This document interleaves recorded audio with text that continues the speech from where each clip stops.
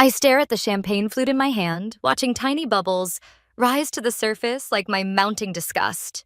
The annual Morrison Family Foundation Gala always brings out the worst in everyone, but tonight takes the prize for pure, unadulterated bullshit. My sister Lily stands at the podium, delivering her perfectly rehearsed speech about community service and family values.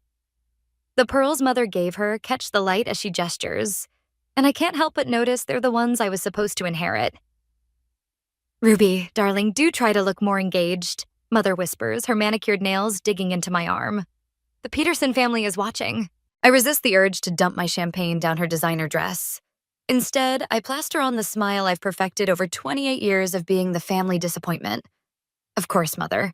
The ballroom of the Grand Meridian Hotel sparkles with old money and new pretensions. My husband Ethan works the crowd like the social climber he is, laughing too loud at jokes that aren't funny. He catches my eye across the room and gives me that smile, the one that used to make my heart skip but now just makes my skin crawl. Something's off about him tonight. He keeps checking his phone, disappearing for stretches of time. I've seen this behavior before, just not from him. And none of this would be possible without our wonderful family, Lily concludes, her voice dripping honey. The crowd applauds, and I notice Ethan isn't at his table anymore. I excuse myself from Mother's clutches and head toward the service corridor. The click of my heels echoes against marble as I follow my instincts down the hallway. A woman's laugh, Lily's laugh, drifts from around the corner. "We can't keep doing this," Ethan's voice, low and urgent. "Ruby's starting to suspect something. Please, my sister wouldn't notice if you tattooed 'I'm sleeping with Lily' on your forehead. She's too busy trying to prove she doesn't need our parents' approval." I freeze, my hand pressed against the cold wall for support. The champagne in my stomach turns to acid. "That's not fair," Ethan says, but there's no real defense in his voice. "Ruby loves you."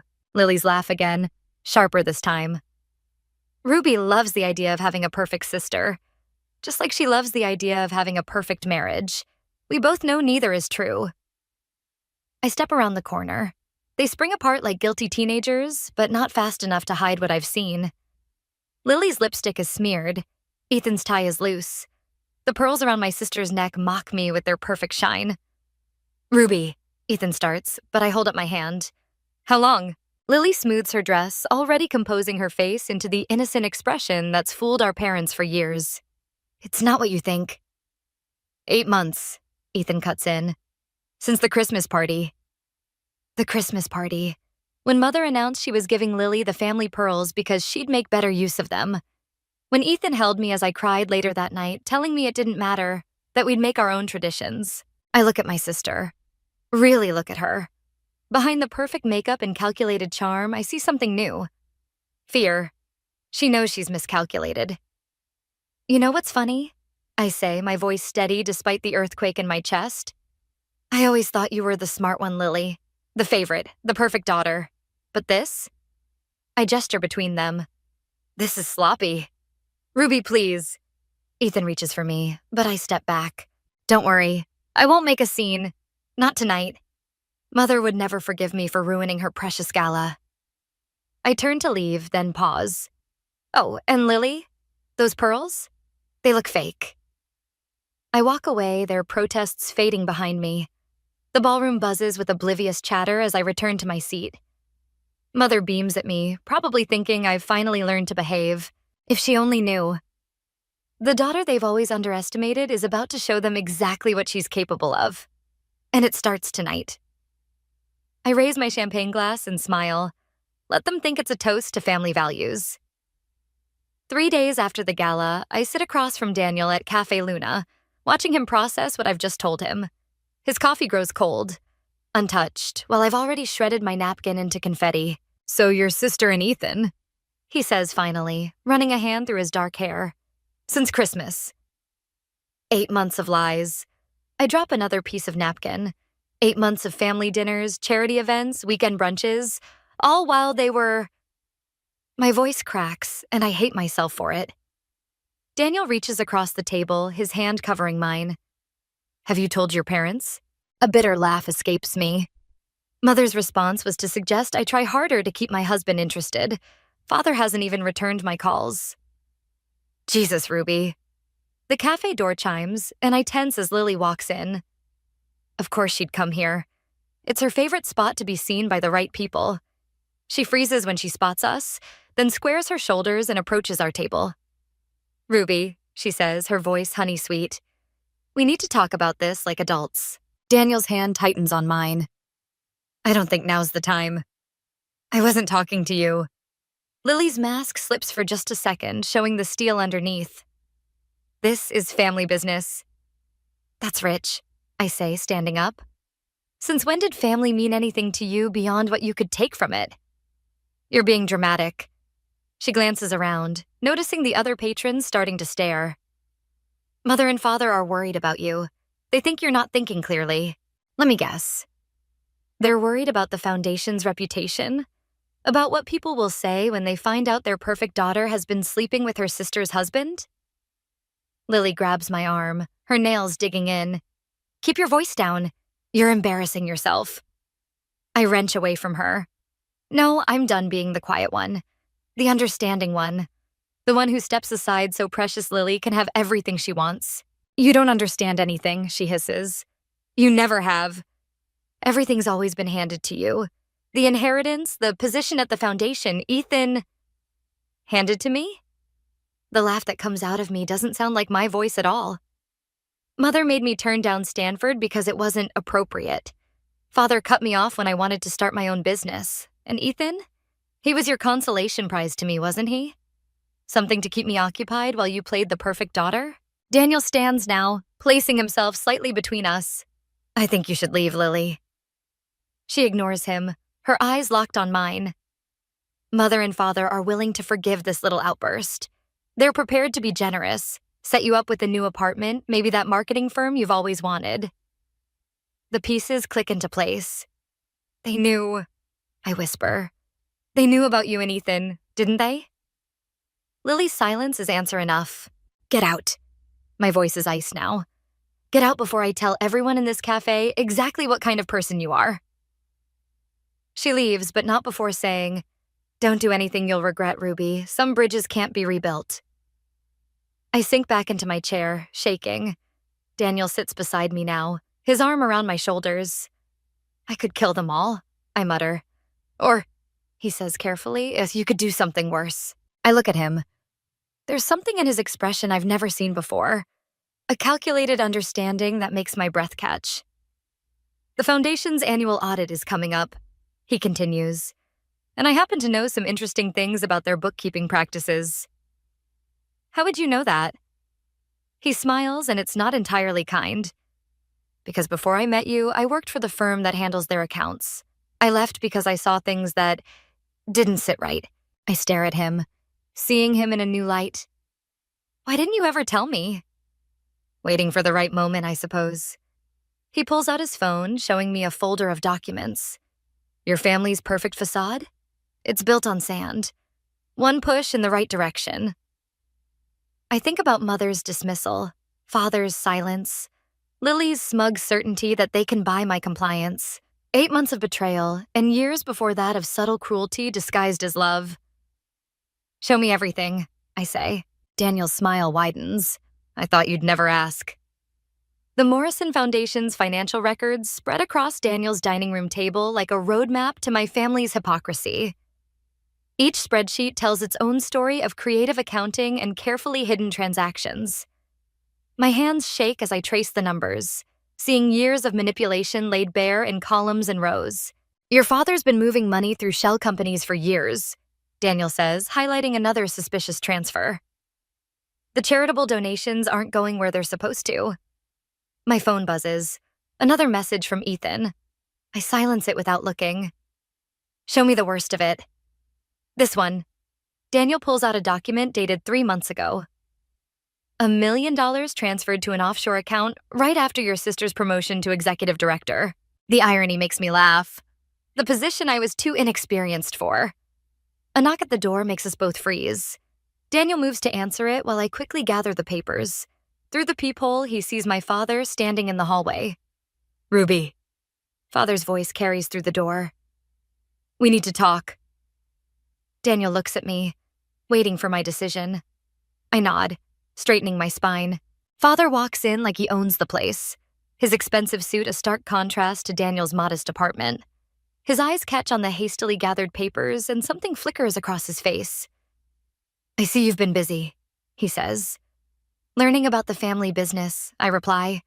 "The real one, not the charitable facade." He sits without being invited.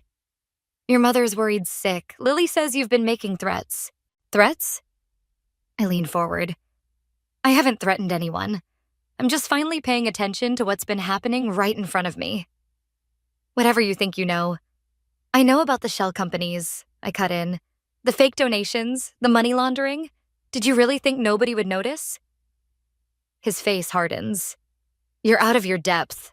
"No, I'm finally swimming in the right pool." I push the offshore account document toward him. "Tell me, Father, was this Lily's signing bonus for keeping quiet about Ethan? Or was it payment for playing her part in your little scheme?" "You've always been dramatic," he says, but his hands clench. "Like your mother. Seeing conspiracies where there's only family looking out for its own." Daniel moves to stand behind my chair. "Is that what you call embezzling from your own charity? Looking out for family?" Father's eyes snap to him. "And you, the disgraced accountant who couldn't keep his mouth shut about client confidentiality. Is this revenge for being fired? Using my daughter to settle old scores?" "Daniel didn't tell me anything I couldn't have found myself," I say, though this is news to me. "The real question is, what happens when the board sees these records?" "You wouldn't dare." Father stands, looming over me. "You'd destroy everything this family has built." "You mean everything you've stolen?" I stand too, matching his posture. "What would your society friends say if they knew their charitable donations were funding Lily's apartment and mother's shopping sprees?" "Think carefully about your next move," he warns. "There are things you don't know, Ruby. Things that could hurt more than just the family reputation." Before I can respond, my phone buzzes again, this time with a news alert. My blood runs cold as I read the headline: "Morrison Foundation executive accused of misappropriating funds." Father's smile is razor sharp. "Did you think you were the only one who could play this game?" I scan the article. My name appears prominently, alongside accusations of theft and fraud. They've set me up as the fall person.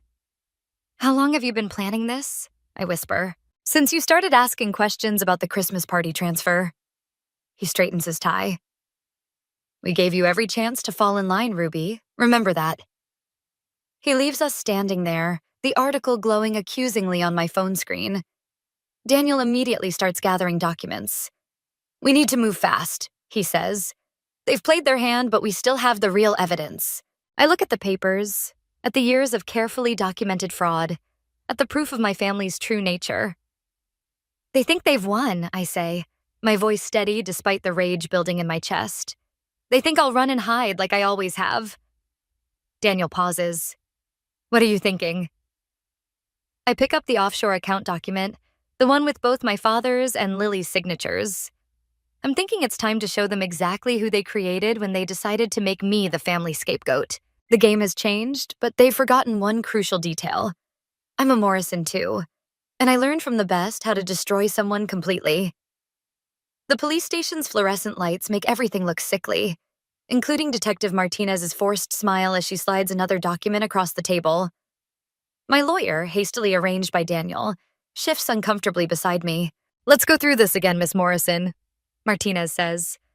"The Foundation's records show you authorized these transfers." I stare at my signature on the papers. Perfect forgeries, down to the slight curl in the Y. "Those aren't mine." "They look authentic to our experts." "Everything about my family looks authentic until you scratch the surface."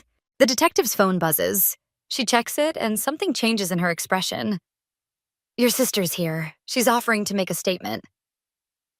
Of course she is. I imagine Lily in the next room, perfectly composed, rehearsing her lines like she's done since we were children. The thought makes me want to scream, but I keep my voice steady. "I'd like to see these experts of yours." "Ruby," my lawyer warns. "No, I mean it." I lean forward. Because someone who can forge signatures that well must be expensive. The kind of expensive that leaves a trail. The kind my father would know how to hide. Martinez studies me. You're claiming your father orchestrated this? I'm claiming my father orchestrates everything. I pull out my phone, pulling up the photos Daniel helped me gather, including these transfers to offshore accounts that coincidentally started right after he made Lily executive director. The detective's eyes narrow as she swipes through the images. Where did you get these? The same place I got proof that the Foundation's charitable works are about as real as my sister's conscience. A knock at the door interrupts us. Another detective enters, whispering something to Martinez. Her expression shifts again.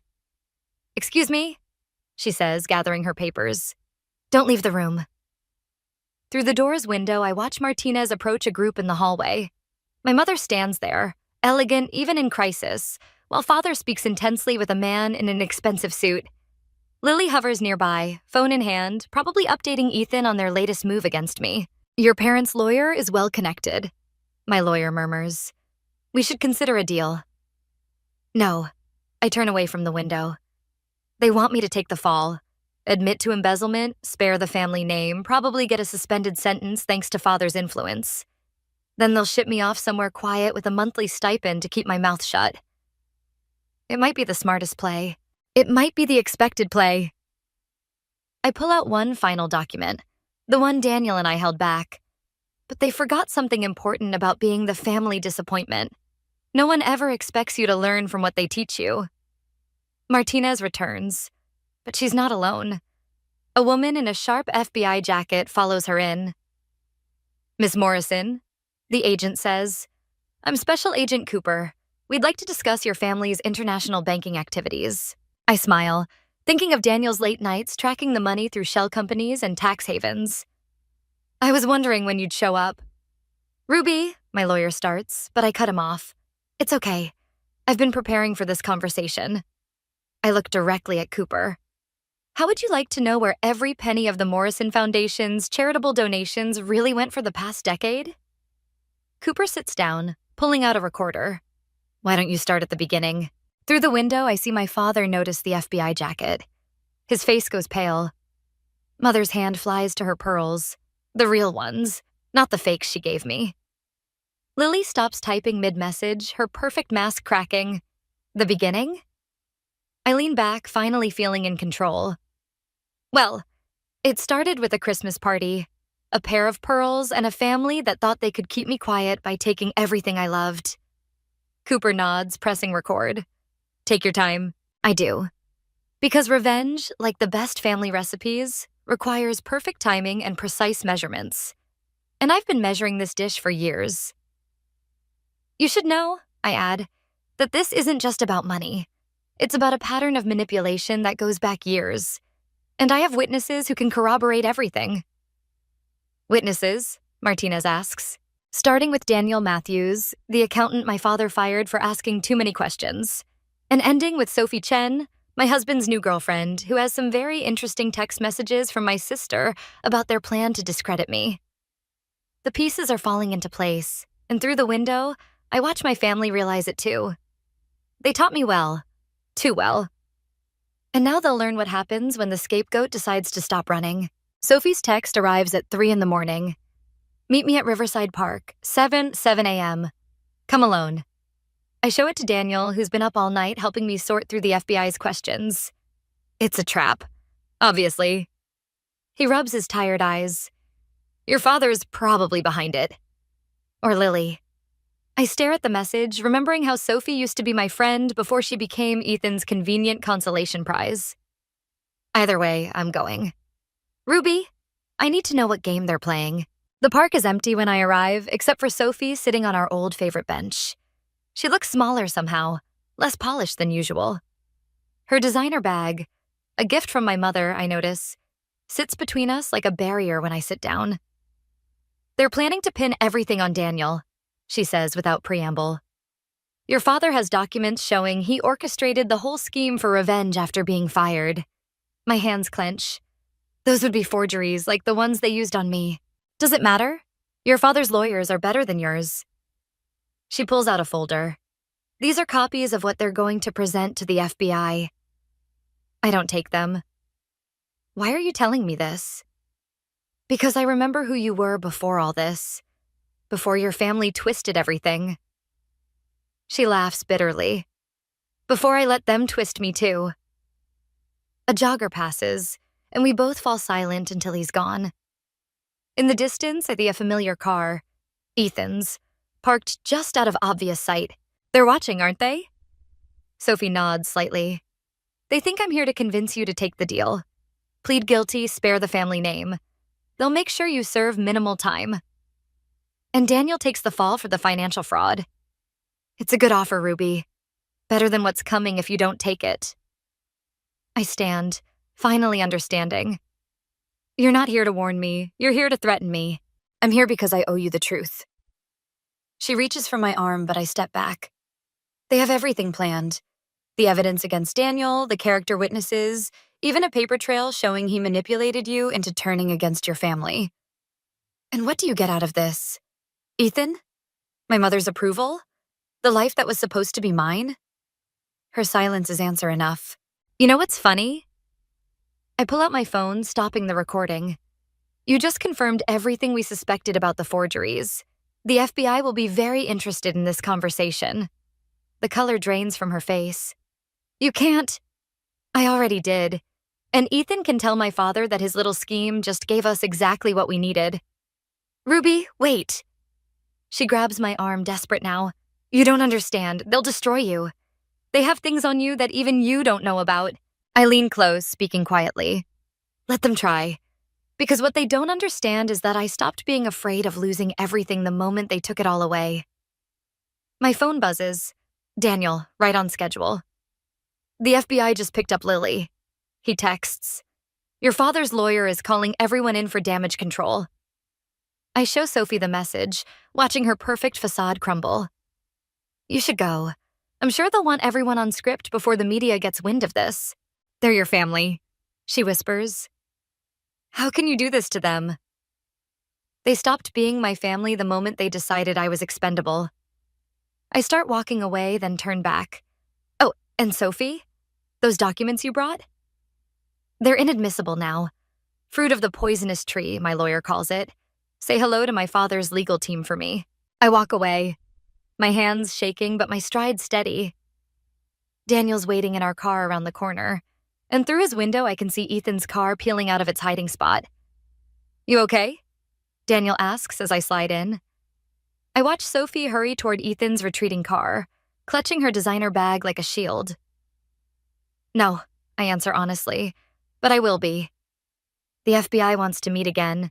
They're particularly interested in those offshore accounts you mentioned. I nod, thinking of the dominoes we've carefully arranged. Then let's go knock down the first one. Because that's the thing about family legacies. They can be dismantled just as carefully as they were built. And I learned from the best how to tear something apart from the inside out.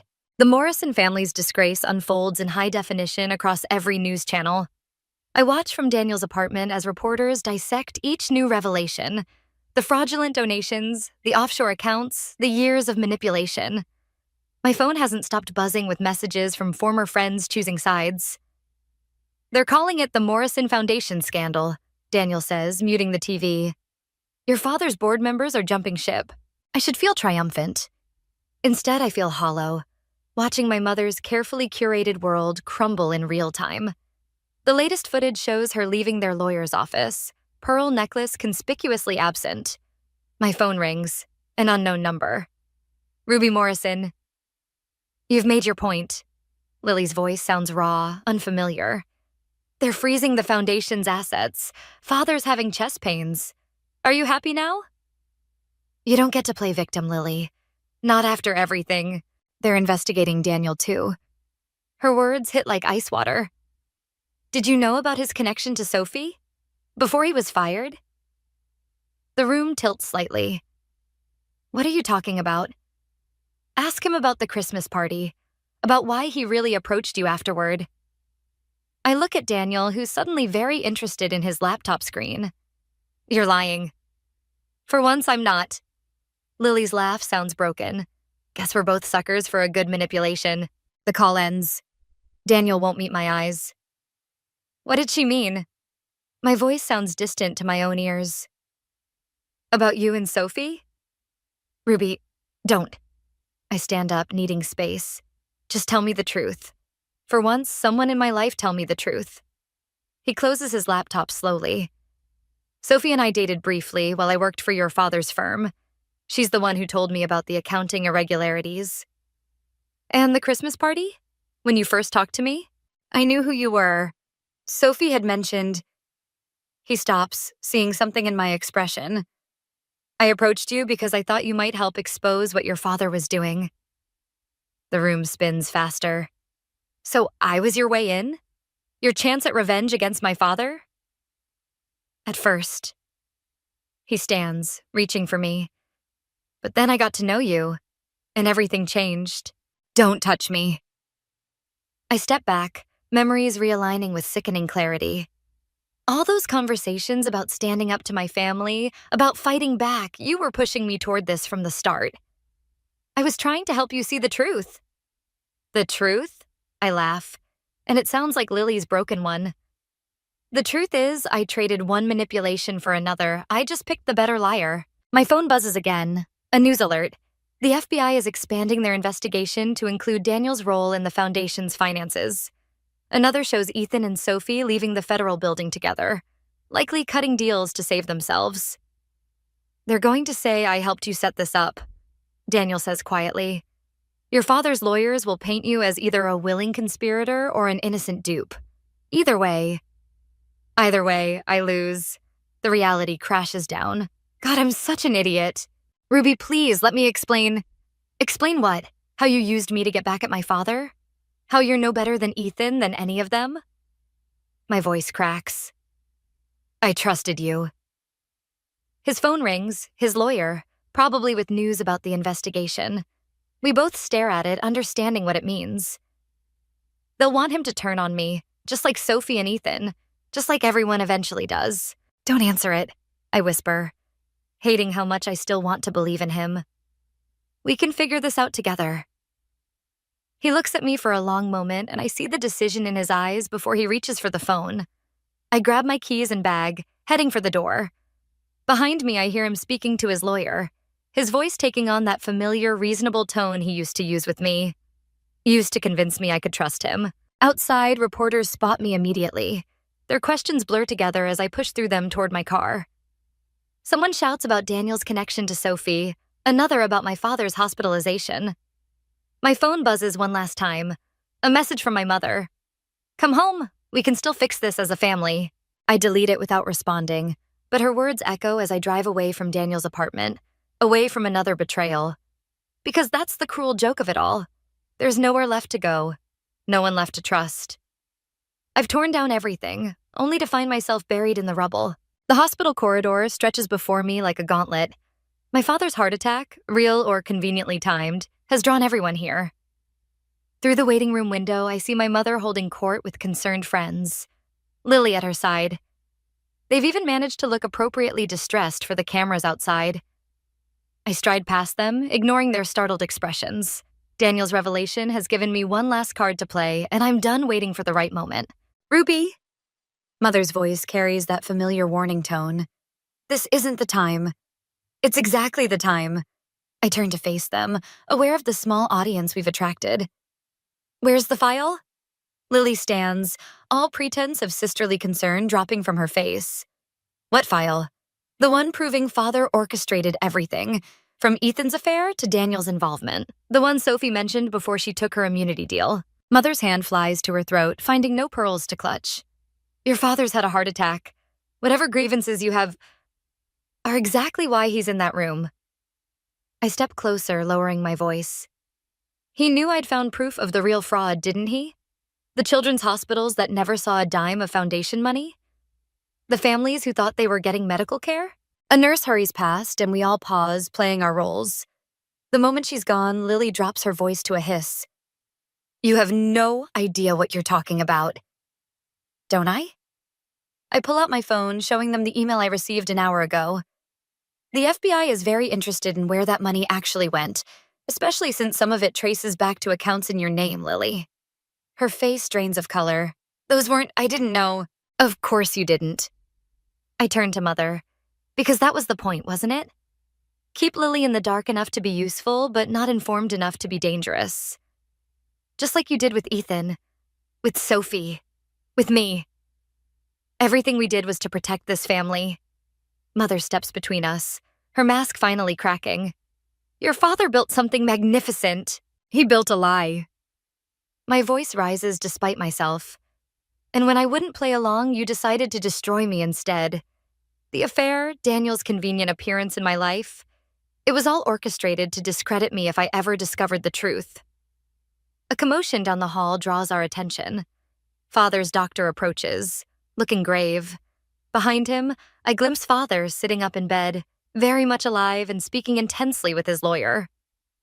Mrs. Morrison, the doctor begins, but I cut him off. Save the performance. He's not dying, is he? This whole scene is just another manipulation. Mother's expression hardens. Security will escort you out. Let them. I've already sent copies of everything to every major news outlet. The real fraud, the missing money, the families you exploited, it all goes public in... I check my phone. 12 minutes. Lily grabs my arm. You can't. They'll arrest all of us. No, they'll arrest him. I nod toward Father's room.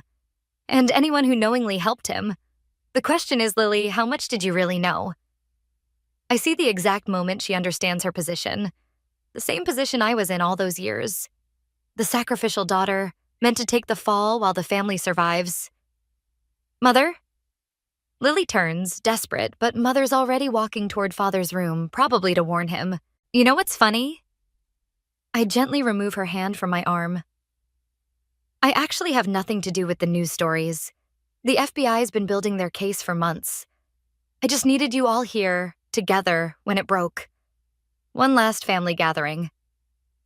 Lily's phone buzzes. The first headline hits. Then Mother's. Then every phone in the waiting room. Through the window, I see Father's lawyer stand abruptly, staring at his phone in horror. You could have warned me, Lily whispers. Like you warned me about Ethan? About Daniel? I step back as FBI agents appear at both ends of the corridor. Goodbye, Lily. Try to pick better allies in prison than you did in life. I walk away as the agents move in, their warrants ready. Behind me, I hear Mother's carefully controlled voice finally crack. Father's lawyer demanding everyone remain silent. Lily's heels clicking frantically on the hospital floor as she tries to escape. But I don't look back. I've spent enough time watching my family destroy things. Now I get to watch them face the consequences. And for the first time since this all began, the hollow feeling in my chest starts to fill with something that feels surprisingly like peace.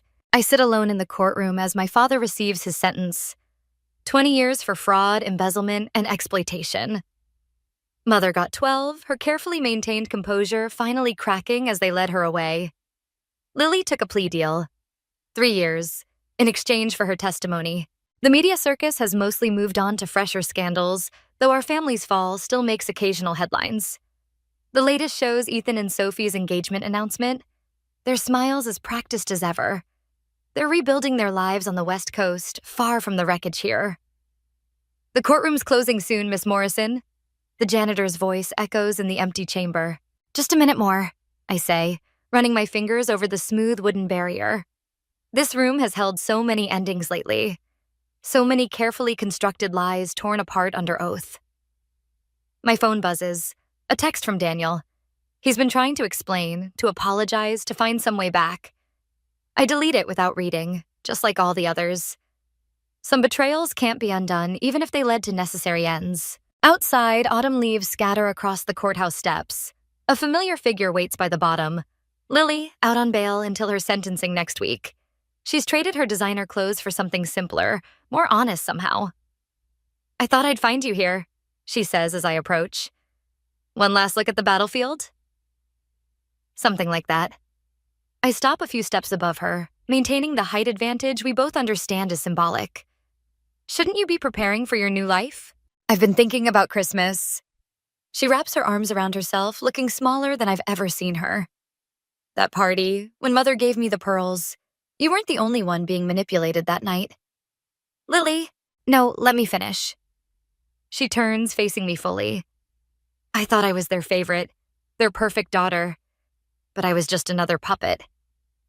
They knew about my gambling debts, used them to control me.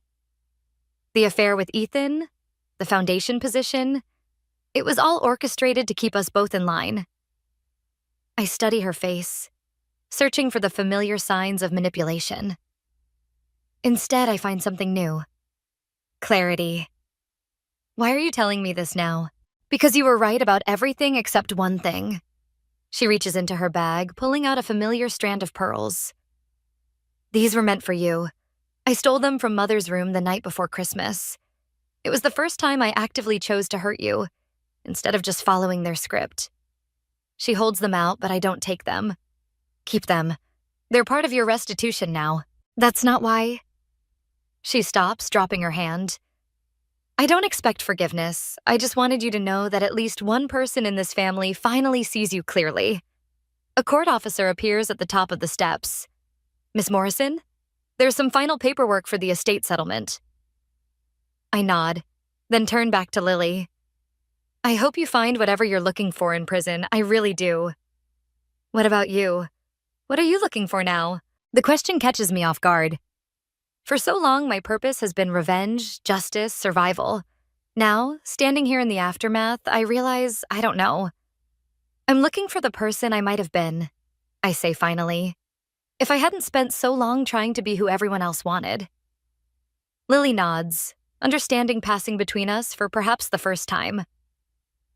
She's probably amazing, she says softly, then turns and walks away, the pearls clutched in her fist. I watch her go, feeling something shift inside me. Not forgiveness, I'm not sure I'll ever manage that, but maybe understanding, maybe even peace. The officer clears his throat politely. I climb the steps, ready to sign the papers that will officially dissolve the Morrison Foundation and distribute its remaining assets to the families we hurt. Ready to close this chapter of my life.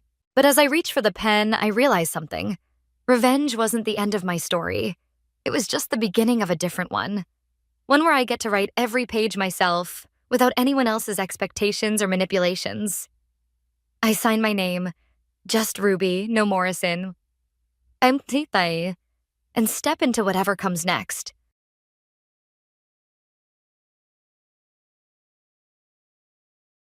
I had a blast with your secret stash of $20,000. Recently, after a 7-day overseas trip, my mother-in-law called me triumphantly upon her return. Secret stash? $20,000. What is she talking about? I have no recollection of such an amount. As a freelancer, I do have some savings for emergencies. But they are just sitting in my bank account, and I don't keep such large sums at hand. My bank card is right here. Besides, it's impossible for someone else to withdraw such a large sum without me at the bank. Since you wouldn't give it to me, I took it from the drawer in the sideboard, but you guys are rich, so it's fine, right? Huh? I don't know what you're talking about, but I'm glad you enjoyed your trip. Thank you. When I need money again, I will count on you. After saying that, she hung up. $20,000. What money is she talking about? The question was answered when my husband, Kevin, came home. I found out where that money came from. A month later, calls from my mother-in-law kept coming. I completely ignored her, but when I checked, there were over 80 missed calls. Oh well, that was just desserts, wasn't it? Thinking this, I was looking at my phone screen when my mother-in-law called again. I intended to keep ignoring her, but she was so persistent that I finally answered. Hey, what do you think you're doing? As if she hadn't brought it upon herself. Her shrill voice echoed through the room via the phone speaker. My name is Alyssa. I'm a 32-year-old freelance jewelry designer. I want children, but I'm too busy with work to take care of them. My husband, Kevin, is also 32. He used to work at a company, but now he helps manage my business. When we got married, I wasn't getting much work as a designer, and we were quite reliant on his salary. However, as I approached 30, work became stable, and I needed someone to manage my schedule. It seems tough. Isn't there anything I can do to help? Despite holding a promising position in his company, Kevin bravely resigned to become my business partner. Thanks to his management, we now even deal with famous international brands. However, we do have a problem. It's Kevin's mother, who lives alone in his family home. She believes we live a luxurious life and constantly asks us for money. You always live so lavishly, I'm so jealous. As a jewelry designer, I am often invited to launch parties and dinners with executives, which are part of my business activities. However, my mother-in-law only sees these as leisure for us and demands the same lifestyle for herself. I want to throw a party for my friends, so give me some money. Of course, I can't afford to give her money every time she asks. It might look glamorous, but it costs a lot, and I can't decline these business engagements. We are not living in luxury. This is all for work. Dressed up nicely, eating delicious food in fancy places. I'm so jealous. She said it with a sneer. It seems she will never understand. Despite my refusals, Kevin occasionally gives her money because she's his mother. If giving her a little money keeps her quiet, then it's a small price to pay. Kevin thinks it's easier to give her some money to keep her quiet than to have her disturb our work, but her demands only escalated. We were both extremely frustrated. I want a dress to wear when I go to the next tea party. She had recently come to our house to beg Kevin. A dress? Can't you wear a two-piece suit instead?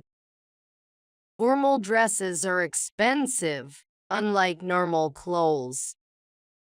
Although there sure are reasonable dresses, it's unlikely she was asking for something cheap. Everyone will be wearing formal dress at the tea party. It would be shameful if I wore normal clothes. She made a fuss. I think it doesn't matter whether it's formal or normal as long as it's appropriate. Oh, and speaking of dress, I need matching shoes. All right, I'm counting on you. With that, she left. My husband had made her a credit card in her name because she frequently asked for money and told her to use that for payments.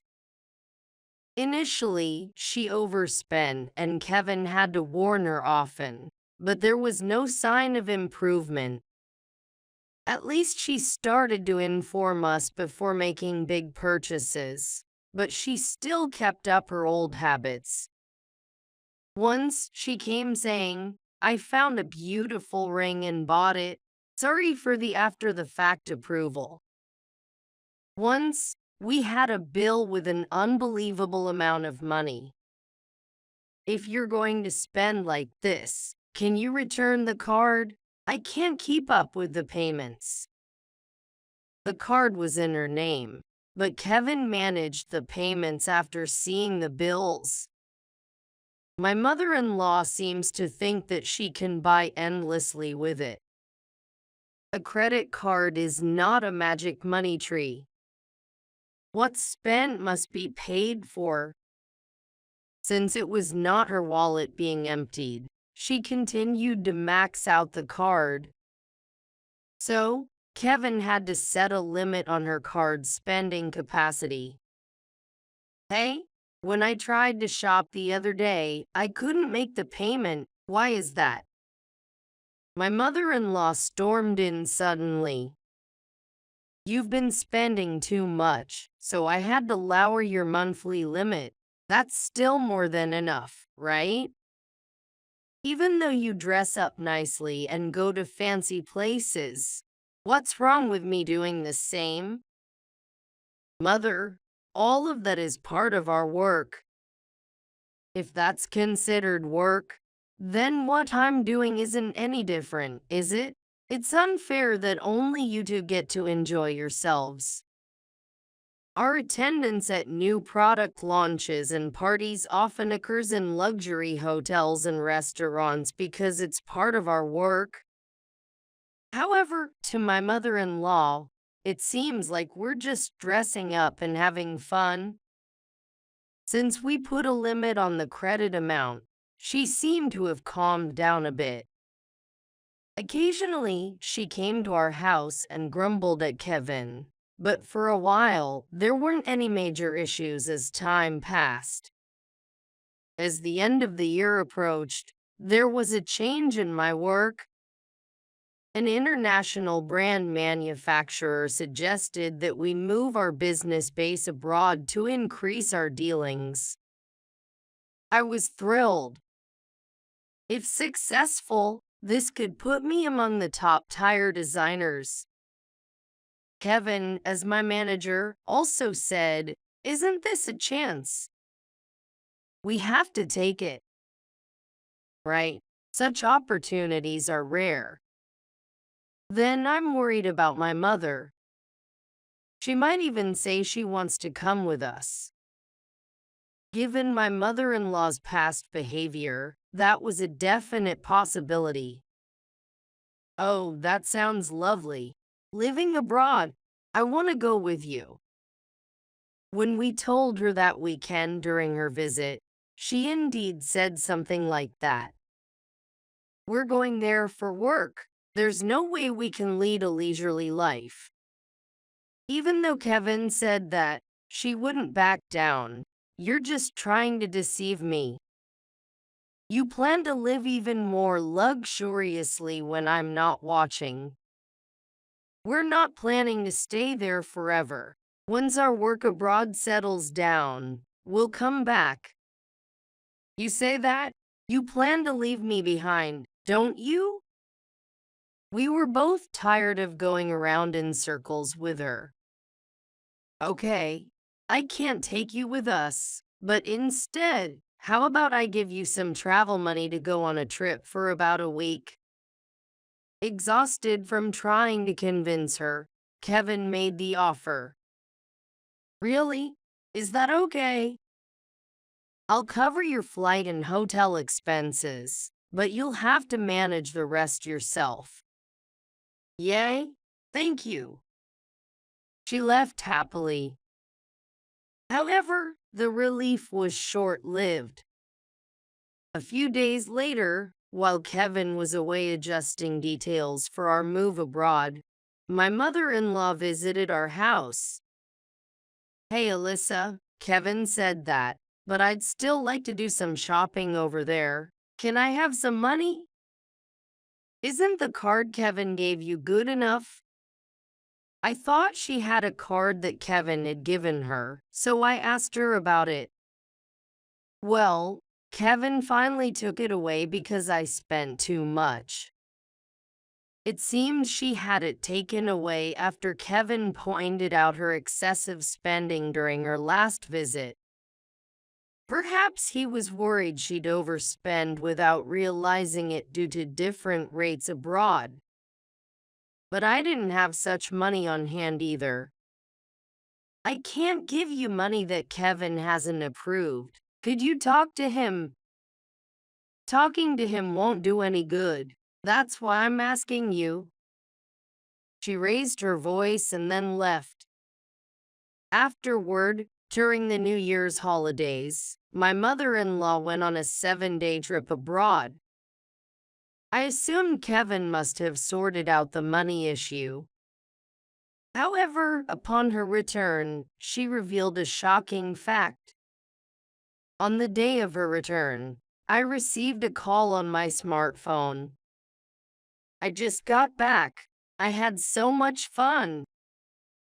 Over the phone, without waiting for my reaction, she began excitedly talking about her sightseeing and meals at restaurants.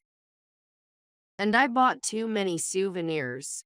They wouldn't fit in my trunk, so I had to ship them from there. I can't wait for them to arrive. That's nice to hear. I responded with a feeling of resignation as she continued to talk. Thanks to your secret stash, I had a great time. Thank you. Secret stash? What are you talking about? I had no memory of such money. While I do save some for when operating funds fall short, it's all in my bank account, and there's no way my mother-in-law could have withdrawn cash from my account without me knowing. Are you really not aware? You're surprisingly oblivious. Even if she said so, I had no recollection.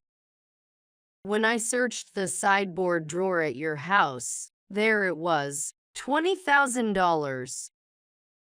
$20,000. What money? Why was such money there?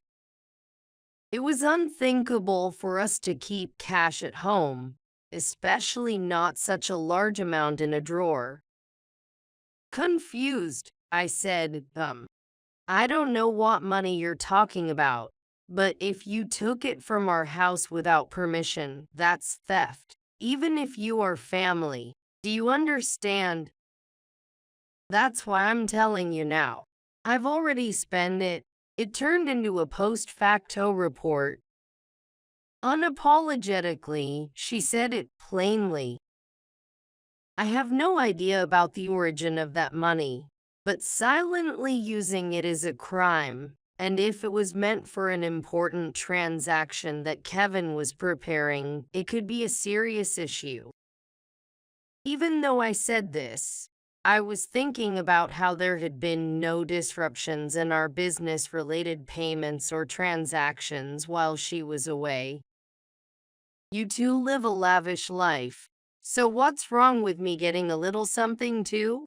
Think of it as a way of showing parental gratitude. It's not a big deal, right? What a selfish thing to say. This is not the behavior of someone who should be taking money without permission, even if it's from her son and daughter-in-law. I'm glad to hear you enjoyed your trip. As for the money, I'll ask Kevin when he gets back.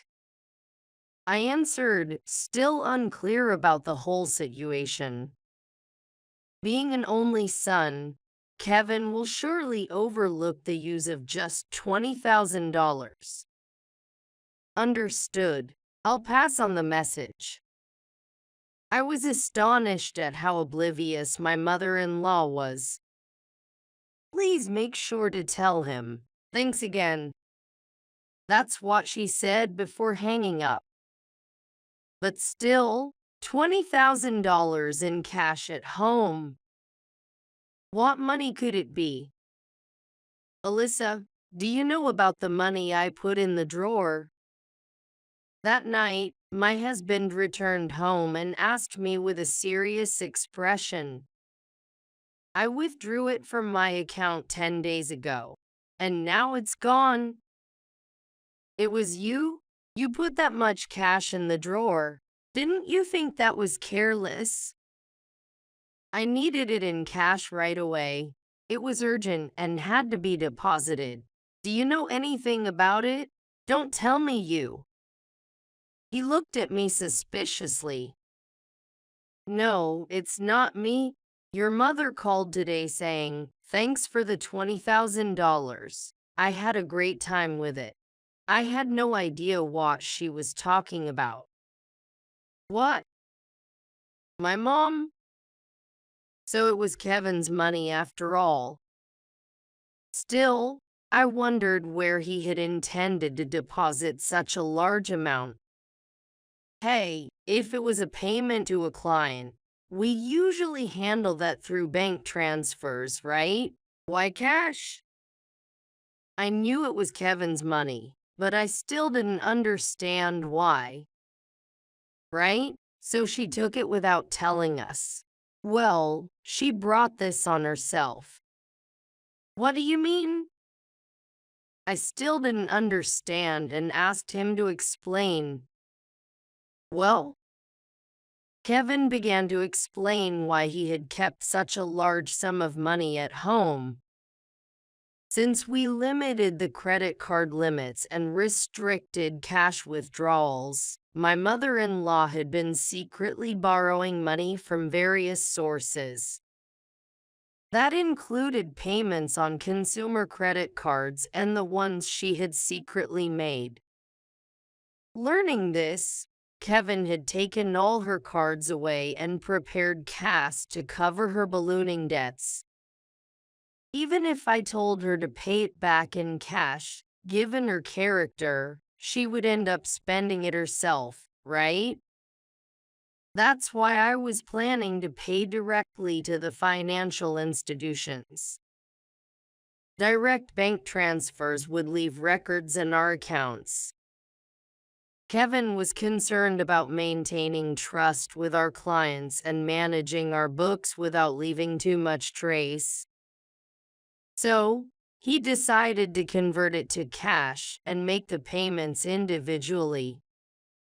The reason he offered to pay for our overseas trip was because we were moving abroad and wouldn't be able to look after her as before, so it was sort of a severance payment. So that was the situation.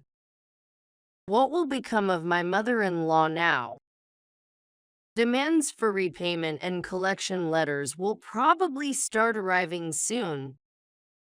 But since she spent it herself, it can't be helped, Kevin remarked indifferently. A month later, while I was busy packing for our move, my phone kept ringing with calls from my mother-in-law. Kevin had told me not to worry about it, so I ignored it, but the sheer number of calls was overwhelming. I counted, and there were as many as 80 missed calls, almost every day. That really made me curious. While I was contemplating what to do, the ringtone sounded again. It was my mother-in-law. As I hesitated, the call ended. Feeling slightly relieved, the phone rang again. I unintentionally answered. You've been calling so many times. Why aren't you answering? Her voice sounded almost like she was crying. I'm sorry. I've been busy with the move. What's wrong? I tried to calm myself and listen to what she had to say. It's not about what's wrong. They ask for money almost every day. It's overwhelming. What about Kevin? You contacted him, right? It seems like he's blocking my calls. I can't reach him at all. Alyssa, you're my only hope. Please help. I was surprised that Kevin had taken such a drastic step against his own mother. If only he had made the payments with the money he had set aside, this wouldn't have happened. Collection notices and demands for repayment from consumer finance companies were piling up at my mother-in-law's, causing a terrible situation. Someone was constantly watching her house, and she could hardly go out. There were terrible notices stuck to her door. I had never witnessed such a scene before. I thought such things only happened in dramas. Alyssa, I'll mention it to Kevin, but I don't know what he'll say. Your own mother is in trouble. Helping me should be a son's role, right? Please ask him to. All I could do was to sigh. The call ended there. We needed funds for our business expansion abroad, and we didn't have the resources to assist my mother-in-law further. Moreover, she had spent the money Kevin had prepared to cover her debts, so this was indeed her own doing. Did she call? Just ignore it. When I informed my exhausted husband about the situation upon his return home, he responded dismissively. I was planning to sort things out before we leave the States, but since she wasted it all herself, there's nothing I can do now. That's true. The money was originally prepared by Kevin to settle his mother's debts. Since she used it for a lavish trip instead, there's no excuse for her behavior. The calls from my mother-in-law continued, but like Kevin, I set her number to be blocked on my phone. While I want to help since she is Kevin's mother, if Kevin himself has decided to ignore her, there's little I can do. As we prepared to leave the States, the day of our departure was drawing closer. I need to finish packing soon, I thought, looking around the room that was still cluttered. Eventually, it appears that my mother-in-law sold her house to pay off her debts. Besides the $20,000 Kevin tried to cover, it turned out there were more hidden debts. Even after selling the land and house, she couldn't pay off the total amount, which was unimaginable. Hey, your childhood home. It's gone now. Are you okay with that? How could I be okay? But there's nothing I can do. Kevin looked somewhat sad. The sense of loss from seeing the home he grew up in disappear must be significant. Having lost my parents early, I understand the loneliness of losing a place to return to. However, unlike me, Kevin lost his place to return to because of his living mother's actions. I can't even imagine how that feels. Now, my mother-in-law lives in a cheap apartment, struggling to pay off the remaining debt by working part-time. At over 60, there aren't many places willing to hire her. I feel a bit of sympathy for her situation. However, it's a consequence of her own wasteful spending, so she is to blame. No matter the age, one must take responsibility for their actions in the end. My business is thriving, and establishing a base overseas has led to increased interest from other brands. Offers come in from unexpected places that I couldn't have imagined while in the States. It's a blessing, but I'm incredibly busy, barely finding time to sleep. Despite being abroad, I don't have the time to explore. Kevin is also busy managing everything. Children are still far off in the future. I think to myself as I look out over the foreign cityscape outside my window.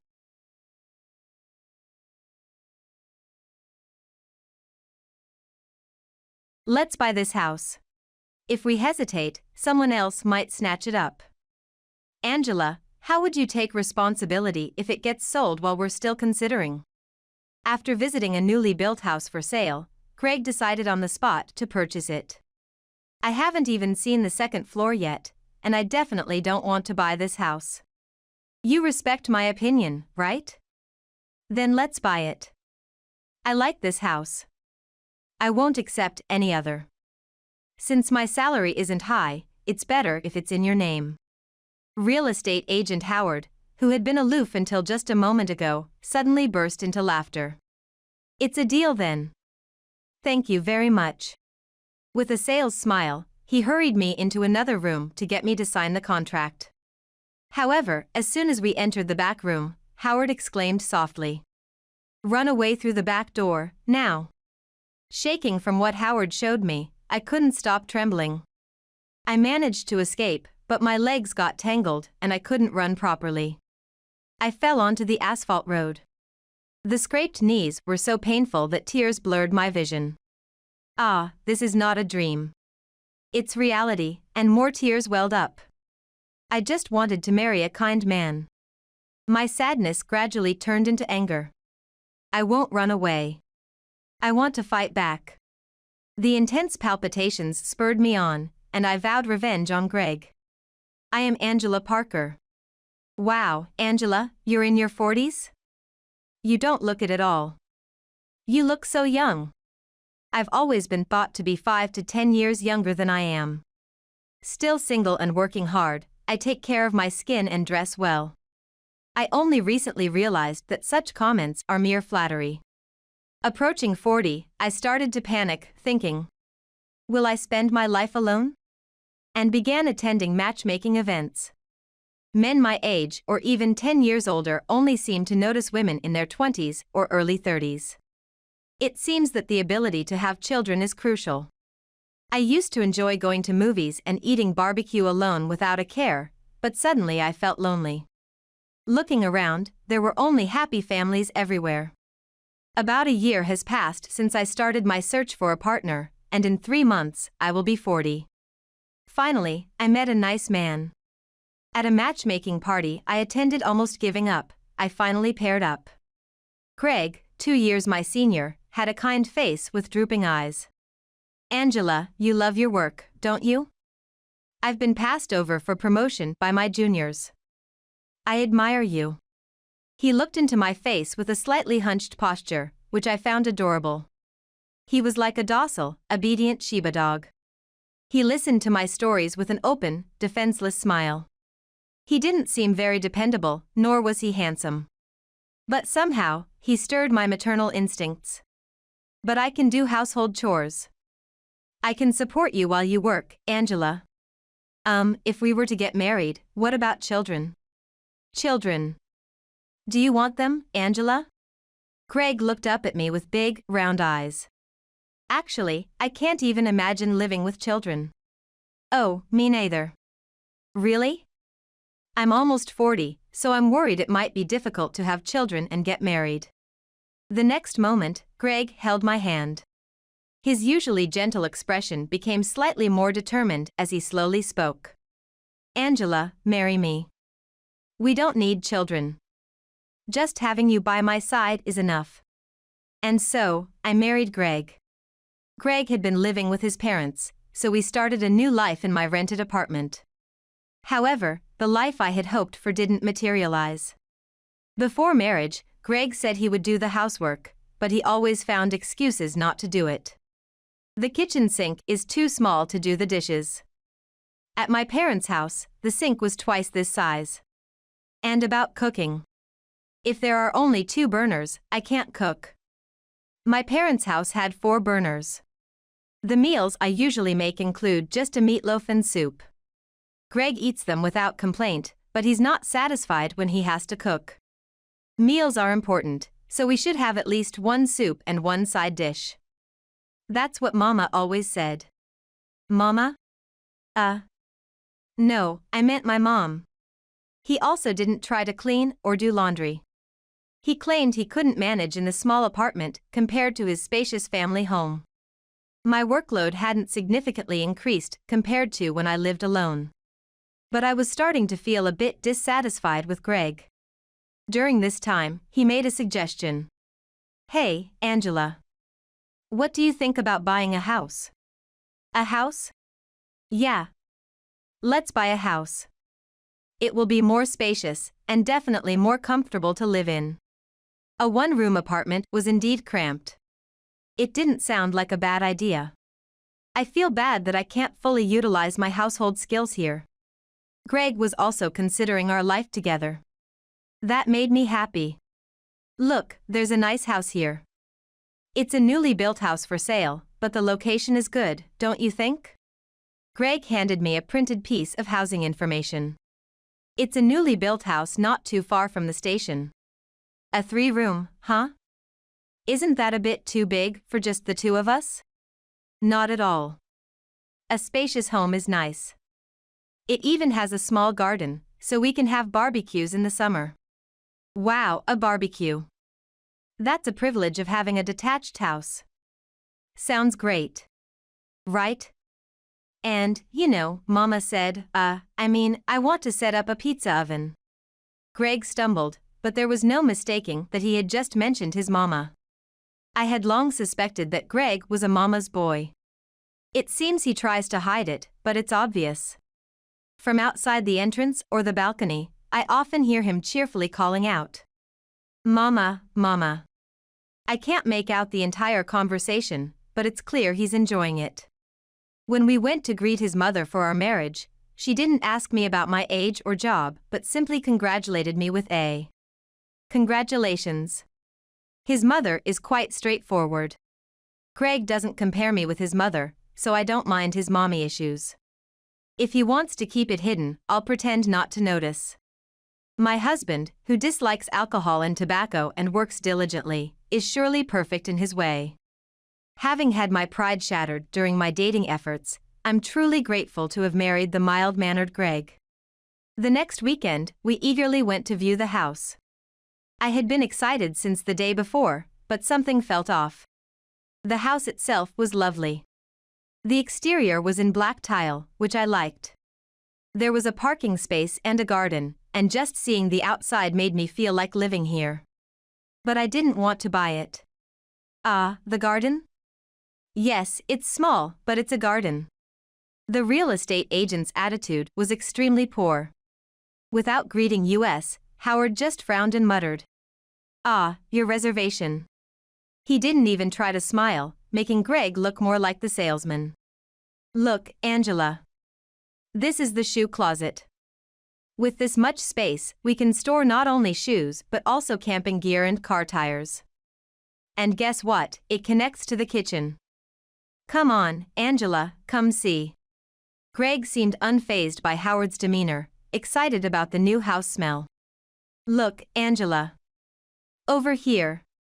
Check out this large kitchen. It's different from our apartment, right? I'll be in charge of cooking from now on. I'd be so happy if you, you could eat my cooking and find it delicious." Howard snorted from behind us. His attitude was more of a concern than Greg's slip-ups. When I cleared my throat, Howard actually clicked his tongue. Greg was enthusiastic, and I managed a polite smile. Yet all I could feel from Howard was a piercing gaze. Being a man in his mid-20s, perhaps his sense of propriety differed from ours.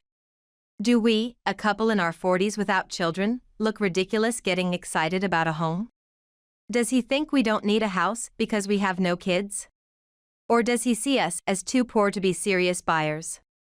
Various thoughts crossed my mind. Regardless of the reason, I resolved never to buy a house from Howard. "See, Angela? It's a nice house, isn't it?" "Yeah." I responded mechanically.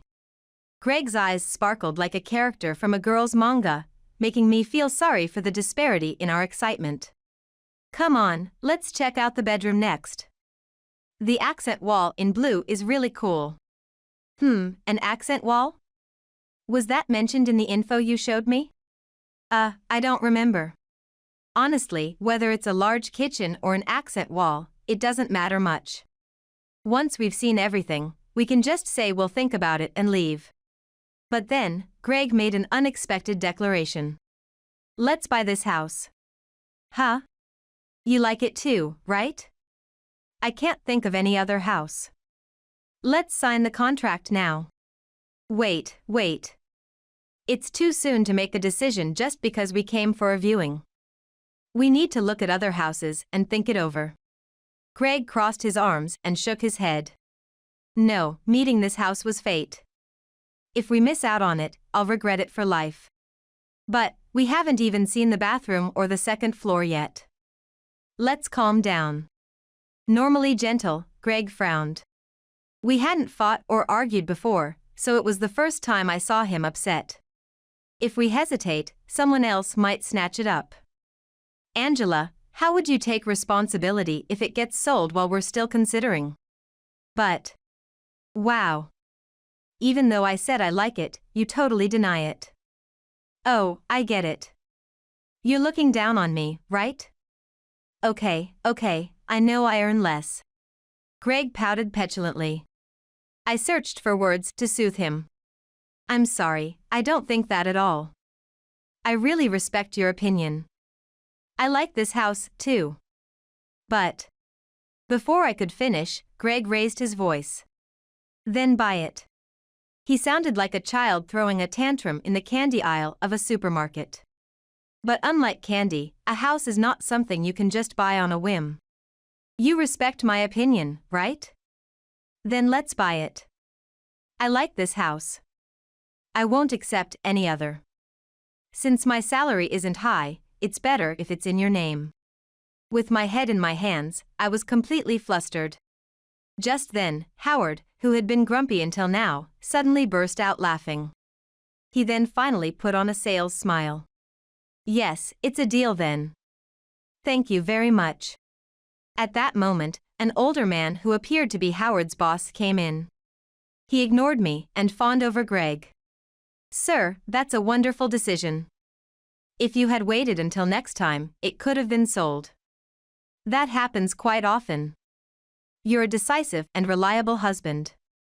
Wonderful. The man even gave a big round of applause. Greg was pleased by the obvious flattery and scratched his head shyly. By the way, sir. Have you seen the view from the entrance? Actually, on clear days, you can see Mount Fuji. And what luck, it's clear today. It's as if the mountain is welcoming you. Please, sir, do go to the entrance. A satisfied Greg headed toward the entrance with a dreamy look. As I reluctantly followed him, the man suddenly turned around. Oh, Mrs. Parker is fine. Please proceed with the contract with Howard. Right, you are fine. If we live here, we can see the mountain anytime. Let's buy it before someone else snatches it away. This was the first time I heard Greg speak with such malice. To come out when buying a house and ignore me, a woman, is just rude from his boss too. Then, not the living room, please go to the back room. No, I'm not buying it. Please, to the back room. Howard's tone became more forceful. His attitude shifted from disinterest to intimidation. I wondered if Greg and the real estate agent were in cahoots. Perhaps there's some kickback for Greg if I buy the house. That would explain why he was so pushy. How long have I been deceived? Could this be a marriage scam just to get me to buy a house?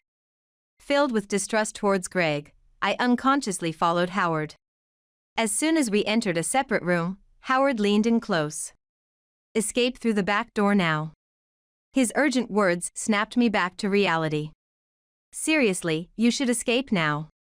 Escape? Not sign the contract? Howard was supposed to be on Greg's side. I glared at him suspiciously, but he looked me straight in the eye and whispered urgently. That man is dangerous. Howard then showed me something that made me tremble uncontrollably. Greg was no docile Shiba dog. I had understood nothing about him. Howard quietly brought my shoes from the entrance. My back still trembling, he pushed me strongly. Urged by Howard, I hurriedly ran out but couldn't decide where to go. My legs tangled, and I fell onto the asphalt road. My scraped knees hurt, and tears blurred my vision. Ah, this is not a dream. It's reality, and more tears welled up. I just wanted to marry a kind man. My sadness gradually turned into anger. I won't run away. I want to fight back. Intense palpitations spurred me on, and I vowed revenge on Greg. An hour later, I returned to our apartment. Greg came home. Angela, it's mean to go home first. Oh, sorry. I have a terrible headache. It wasn't a lie. Someone's actions had given me an unprecedented headache. Huh. But you could have said something, right? The real estate agent even looked for you. Don't you think that was a hassle? Greg has a habit of pouting when he's angry. Put your socks in the basket. Such light reminders often cause it. What once seemed boyish and cute now felt creepy and made my skin crawl. The man before me was not a boy, but a man in his 40s with every pore on his face open. Love had indeed been blind. Come on, it's still not too late to go back and sign the contract.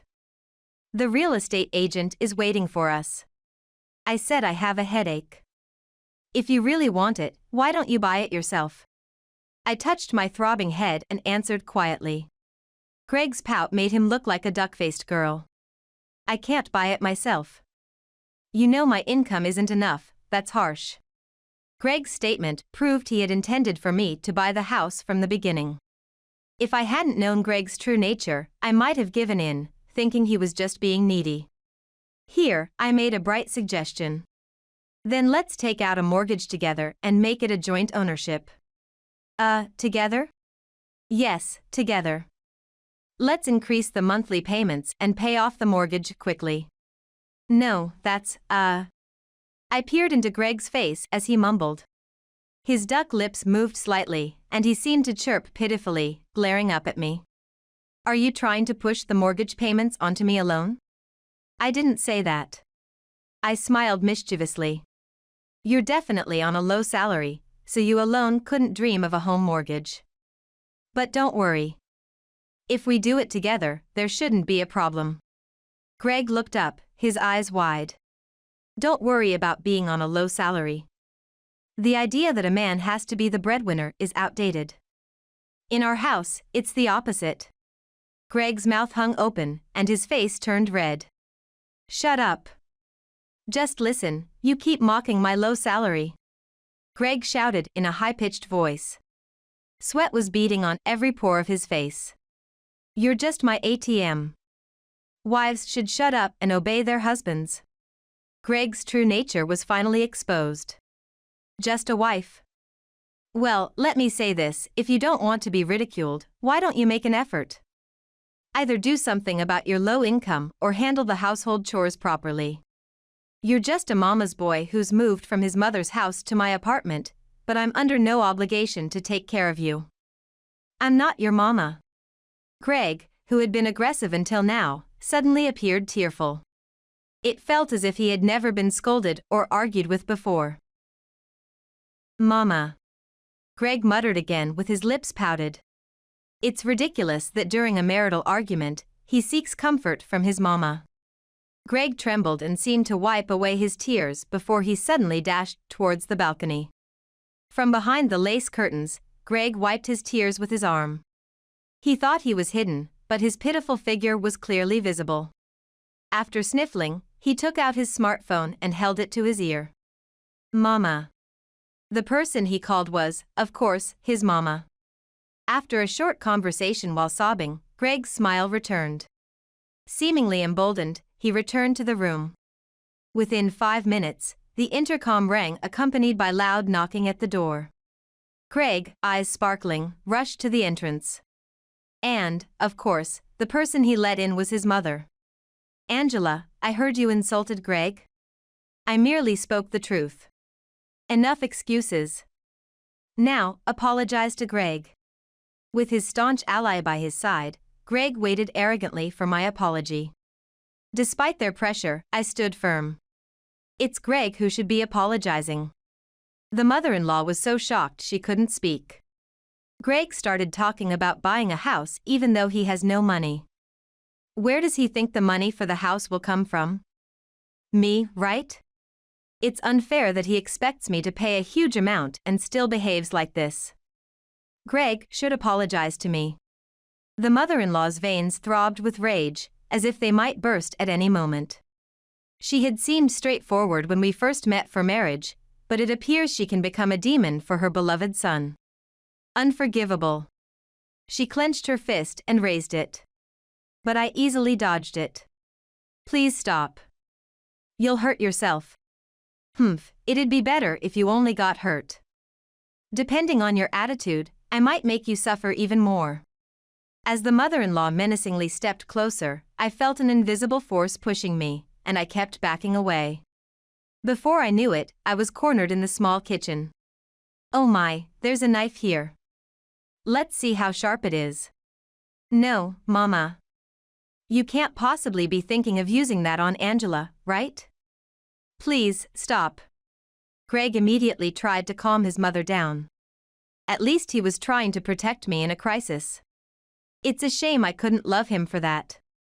Their intentions were all too clear. If it has to be done here, then a gas leak would be more realistic. Absolutely not the knife. Ah, it's so troublesome. It would be easier just to stab quickly. Yeah, but calm down, Mama. It has to look like an accident, right? The two of them grinned at me menacingly. What are you planning? What do you think? If you comply quietly, I can make it painless. But if you resist, it might hurt. Anyone would feel a sense of mortal danger after being given such hints. Greg may seem weak, but he is still a man. He is over 4 inches taller than me, and his large, thick hands slowly advanced towards me. His shadow darkened over me. Even knowing their intentions, the fear choked me, making my breath ragged. Help! I managed to cry out desperately. At that moment, the door flew open with a bang. Stay away from Angela. My mother burst into the room, holding up a smartphone and shouting like a police officer storming a hostage situation. I've recorded everything said so far. You were planning to harm Angela. There's no escape now, so give up. Greg, who had been acting tough, reverted back to his weak self, his eyes wide as he looked back and forth between my mother and me. Angela's mom. Why? Why are you here? You love your mama a lot, Greg. I know that. Huh? I mean, it's not like I'm particularly attached to my mom or anything. You don't have to hide it. It's fine to love your own mother. That's why I called mine too. After fleeing from the house viewing, the first person I turned to was my mother. Knowing she was next door gave me the courage to confront them. Now, it was my turn to stand tall and intimidate Greg. At that moment, Greg hid behind his mother, tail between his legs. What should we do, Mama? What should we do? Meanwhile, the mother-in-law, unflinching, advanced towards my mother. Oh my, Angela's mother. What exactly did we do? Did we use the knife? I haven't touched it, you know? Don't get carried away with your delusions. By the way, hiding and recording us is a crime, isn't it? Shall I call the police on you? The mother-in-law had a monstrous look as she tried to intimidate us. But my mother responded casually. Oh my, Greg's mother. What a coincidence. I was thinking of turning you in to the police too. Just as the doorbell rang, my mother pressed the intercom button nearby and exclaimed with a trembling voice. Please, help me. Suddenly, the door swung open and 2 police officers entered the room. Seeing them, my mother turned pale and collapsed. Officer, help. Seeing her sudden change, the mother-in-law distorted her face in disbelief, making her look even more like a villain, prompting the police to restrain her from behind. Don't touch me. No. I haven't done anything. Calling the police is an overreaction. I really didn't do anything. All right, Grandma. Just calm down a bit. The officer's kind words did not reach the mother-in-law. The more she struggled, the tighter the police restrained her. What are you saying I did? She screamed. Since she seemed unaware of any crime, I pulled out a piece of evidence. My husband and his mother are trying to kill me. Then I played the audio. It was muffled and noisy, but it was unmistakably the voices of Greg and the mother-in-law. Greg, I like this house. I like it too. Then let's make that old bride buy it. She'll be happy to be of use to us. This was an audio file received from the real estate agent, Howard. It seemed Greg and his mother had already set their sights on the house during a prior viewing. Their jaws trembled as they faced each other. The recording continued. But I hate it. It's really my dream home, yet temporarily the bride lives there as if it's hers. Just a little patience, Mama. If something happens to the bride while she's paying off the mortgage, the debt is forgiven. I'm looking forward to that day. Oh, should we build a doghouse in the yard for her? Oh, Mama. Building a doghouse is too much trouble, and buying one is a waste. I wanted to believe the mastermind was the weak-minded Greg, but he too seemed quite pleased. Then we can just throw her out in the yard. There's a bit of snow, so if it's cold, she can make herself an igloo. Wow, poor Angela. If she's buried in the snow, she won't rot, and the house stays clean. After buying the house, she'll be disposable. Then we can send her off to the next world. This way, the house and a large sum from life insurance will be mine. Thank you for marrying such a good woman, Greg. You did well, Greg. Howard heard such a conversation during our later visit, hence his indifferent treatment. Though the talk might have seemed like a joke, seeing Greg hastily push for the contract convinced him it was serious. Greg's face went ashen as he collapsed weakly. It was hard to believe such a pitiful figure had devised such a terrifying plan. Angela, it's not what it seems. It's a misunderstanding. A misunderstanding? Then explain, how is it different? Greg said nothing more, his cheeks wet with tears. If you remain silent, how can I understand? By the way, when I checked Greg's computer, I found a dangerous search history. What's this about? My mother immediately opened Greg's laptop to show. The screen displayed a series of incriminating search terms. Looking up perfect crime while not even locking your computer, huh? The officer peered at the computer screen and his complexion changed. Can we talk a bit? Me? Oh no, what should I do? Mama. Greg cried bitterly, seeking help from his mother. But the mother-in-law turned her back, refusing to look at him. Huh? I don't know anything. Mama? Mama. Mama said to squeeze all the money from Angela and then dispose of her. Mama, Mama. Greg desperately clung to his mother. You fool! Don't say unnecessary things. Mama. The officer gently placed a hand on the mother-in-law. Grandma, let's hear your side of the story. Eventually, the mother-in-law lost her momentum. She opened and closed her mouth without making a sound and then just looked up at the sky. It seems Greg and his mother received a stern warning from the police. Since they hadn't actually carried out any harmful actions against me, they weren't charged. It's your fault I lost my job. Although I had promptly divorced Greg and was feeling relieved, the former mother-in-law showed up at my place, ranting. If you hadn't meddled, I wouldn't have been fired. Take responsibility. She was banging on the front door as if to break it down. In fact, she used to work for a life insurance company. Not satisfied with the policies I already had, she had taken out additional policies in my name. Should anything happen to me, Greg would of course receive a large sum of insurance money. You committed a crime by signing up for insurance in someone else's name. You got fired, rightly so.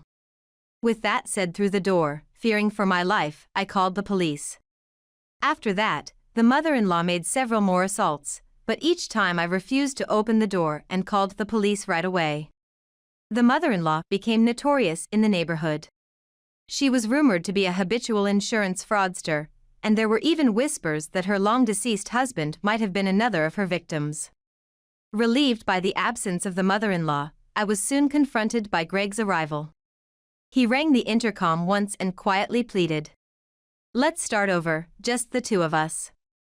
Mom won't come out of the house. It's safe now, we won't be disturbed. Apparently, the mother-in-law, crippled by fear of public scrutiny, had become a recluse. It's really bad, you know. She took my bank book and credit cards. She's been shopping online with them. When I told her I was running out of money, she locked me out and told me to work more. I'm going to go bankrupt at this rate. What should I do? When I remembered how kind you used to be, I found myself coming here. I addressed him through the door, even as he tried a tearful plea. So, you mean to say you don't want to take care of your reclusive mom and just want to take it easy at my place? No, that's not what I meant. Why don't you take care of your beloved mama forever? Without his mother's support, a powerless Greg sulkily returned to his family home. Despite being a recluse, his fierce mother was far from quiet. One could only imagine how exhausted Greg must have felt inside that suffocating home. His gaunt cheeks spoke volumes of his hardships. Yet, without someone else's encouragement, he couldn't muster the courage to escape. He deserved to endure this living hell with his beloved mama. Since it was dangerous to continue living alone in an apartment known to Greg, I moved back to my family home. Living with others is incredibly reassuring, enveloping me in a sense of security as if I'm wrapped in a cocoon. I'll start looking for a new place soon. Maybe I'll find an apartment with good security this time. Do you intend to leave? Why not stay here forever? Her petite mother flexed her muscles, showing little bulge, her upper arms sagging instead. Mom's security will protect you from any threat. I laughed at my mother's joke, and she started laughing too. When I was frightened, knowing Greg's intentions, the first face that came to mind was my mother's. When I called her for help, she came to my aid immediately. There is no greater ally for me than my mother. Mom's security looks a bit weak, kind of unreliable. I playfully slapped my mother's saggy belly. Without needing Mom's security, I wished in my heart to keep laughing together forever.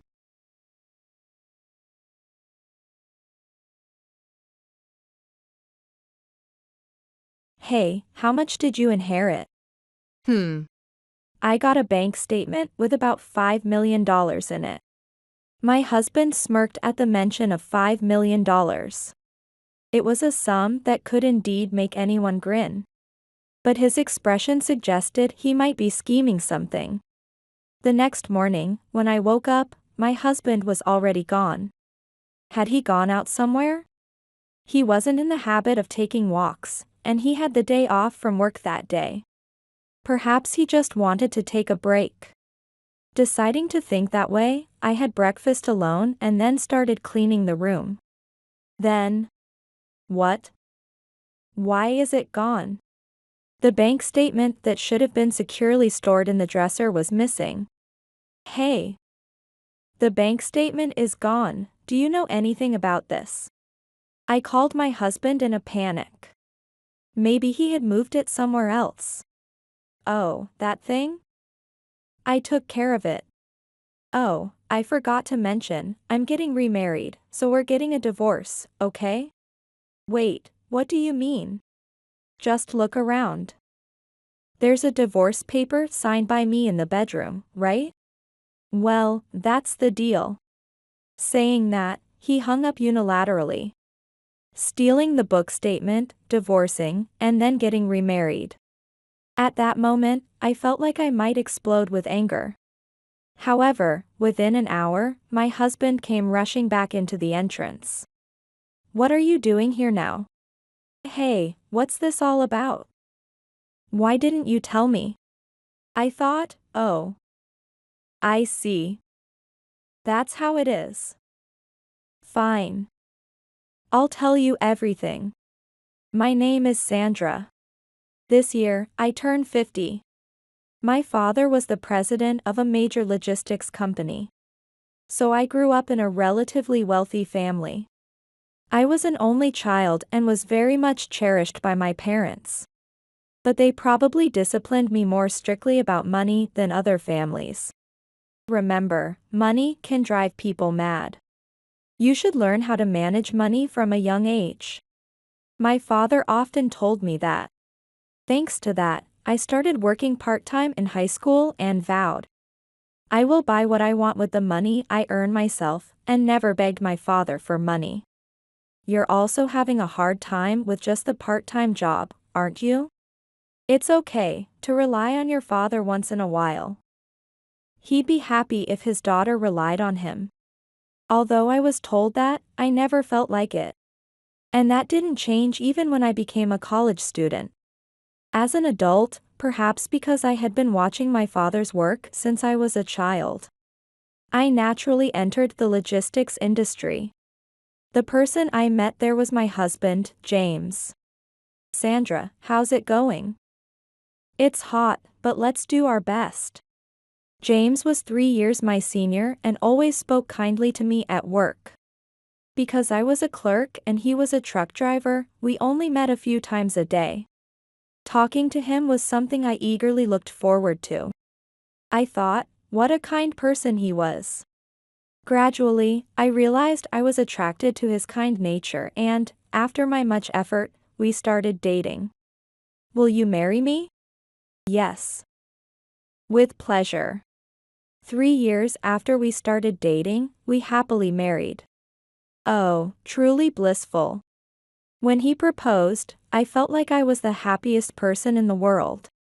Now married to him for 25 years, we were blessed with 2 sons, Nathan and Brian. And lived a happy life until, one day, my husband's attitude began to change dramatically. It happened on our wedding anniversary last year. Usually, we would always go out to eat as a family with our sons.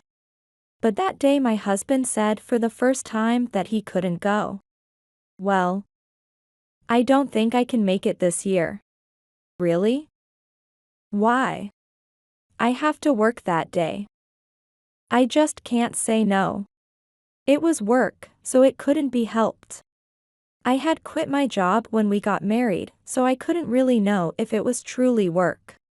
But my husband, who usually never lied, said so. It was sad not to celebrate the wedding anniversary together. But I told him I understood and went out to eat with my sons.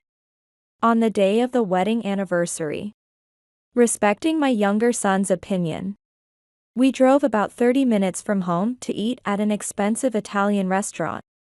This is awesome. The ready-made meal we eat at home from the supermarket is nothing compared to this. Stop it, you're embarrassing me. As we enjoyed our rare family meal, I thought I saw my husband outside the restaurant. Huh?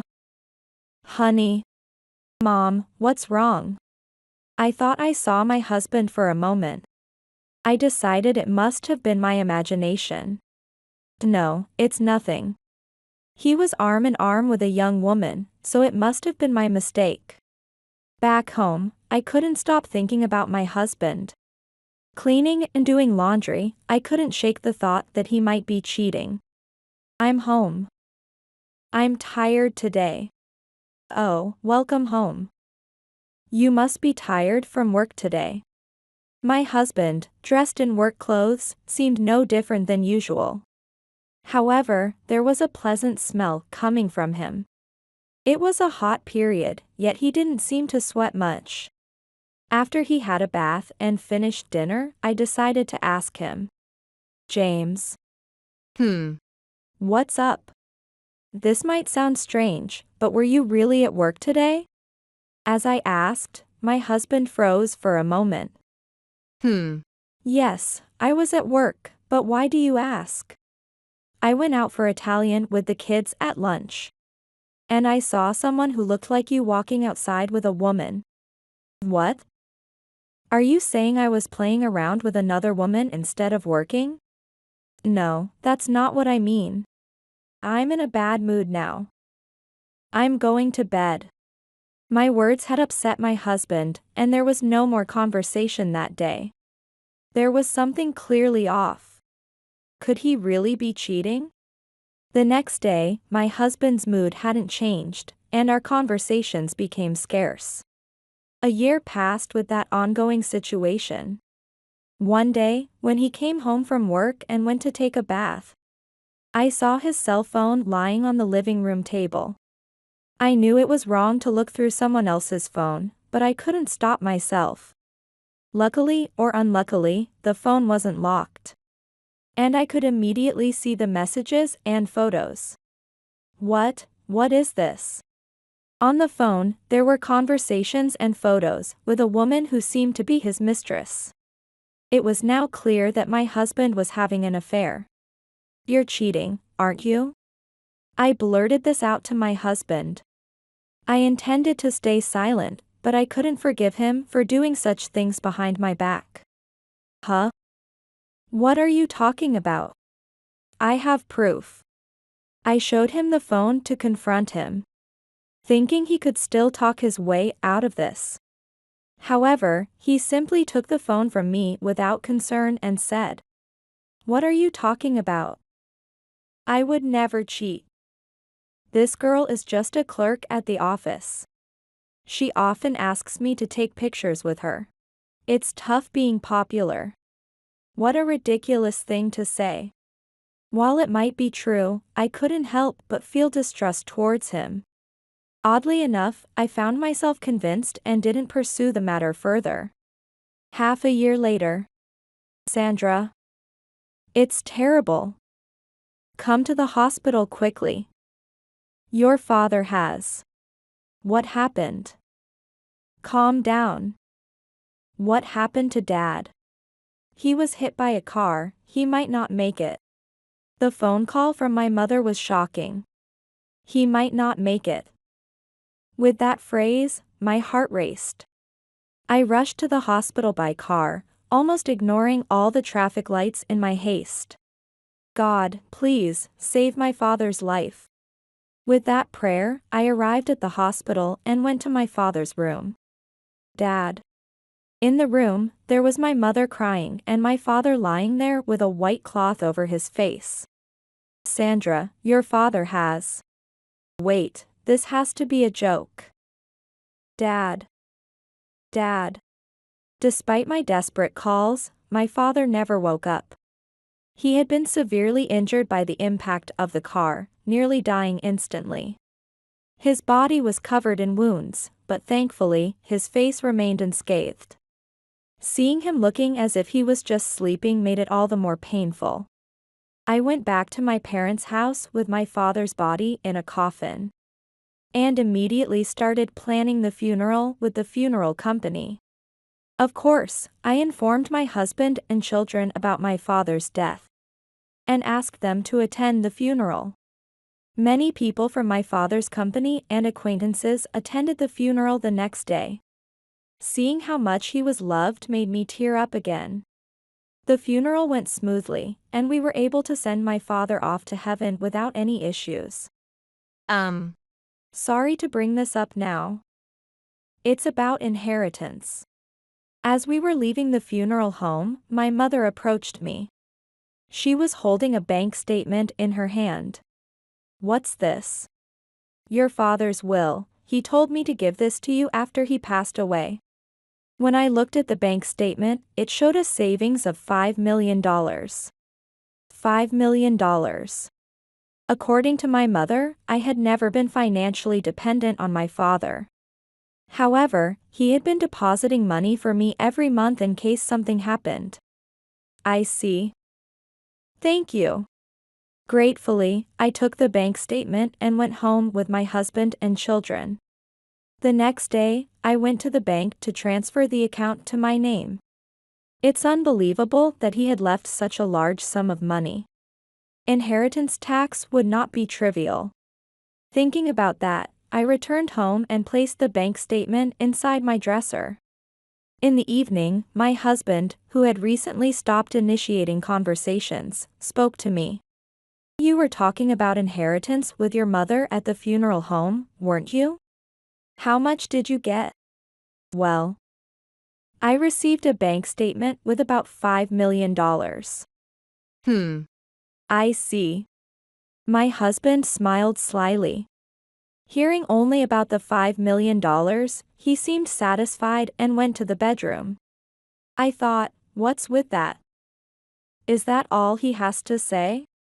I wasn't sure if he was grinning because of the large sum of money, but I couldn't shake the feeling that he was plotting something bad. The next day, when I woke up, my husband was already gone. He wasn't in the habit of taking walks, and he had the day off from work that day. Where could he have gone? Well, he probably just went out to relax. Thinking that, I ate breakfast alone and then started cleaning my room. It's gone. Why? I'm sure I put it here yesterday. When I opened the drawer to organize the clothes in the dresser, The bank statement that was definitely there until yesterday was nowhere to be found. Maybe my husband stored it somewhere else. In a panic, I called my husband. Hey, do you know where the bank statement is? I was sure I put it away yesterday. Oh, the bank statement. I took it. Also, did you see the divorce papers I left in the bedroom? I'm divorcing you.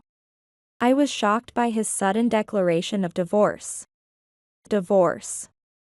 What are you talking about? Don't make me tell you more than once. I'm saying I'm divorcing you. I'm getting remarried. With that, my husband hung up the phone unilaterally. This is too arbitrary. After all I've done for him. I was so angry I felt like I might lose my mind. I had enough. If that's how he feels, I'll show him. I swore to get revenge on my husband, completely running out of patience. After hanging up the phone with my husband, I started thinking about how to take revenge. He must be planning to withdraw the money. With that thought, I immediately called the bank and reported the bank statement as lost. This should prevent anyone but the holder from withdrawing funds. I also signed the divorce papers and submitted them to the law office. Around 11, I heard a noisy sound from the entrance of the house along with my husband's voice. Hey, Sandra.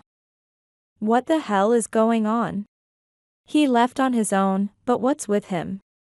I was reluctant to deal with him, but I headed to the entrance anyway. What do you mean? I don't understand what you're saying. Why can't I withdraw money?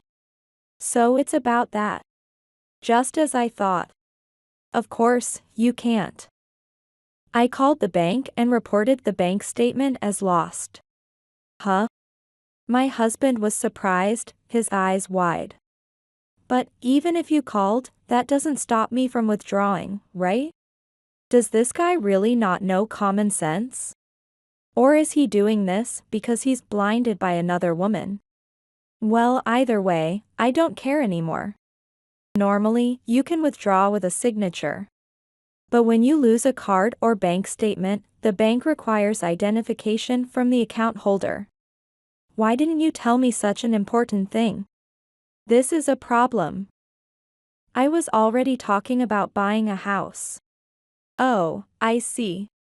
That's what this was about.